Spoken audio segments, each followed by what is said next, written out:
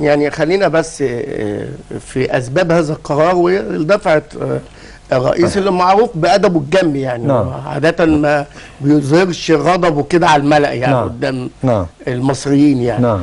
ده نتيجه طبعا تراكمات وتقارير اكيد وضعت امام القياده السياسيه ان في عمليات نهب ومافيا وعصابات اراضي استولت على مساحات غير طبيعيه يعني. نعم. يعني في تقارير من جهات رقابيه ان حجم الاراضي المستولى عليها سياده النائب 16 مليون فدان. يا ابويا. يتراوح ثمنها ما بين 800 ل 900 مليار جنيه.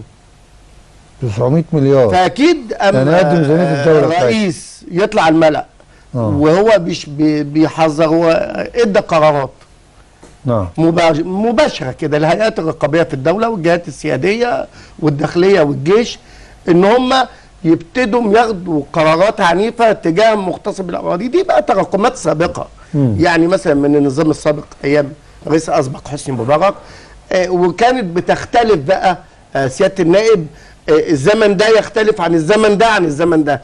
ايام بقى الرئيس الاسبق كان وساطه ومحسوبيه ورشاوي ورجال اعمال محسوبين على النظام. نعم.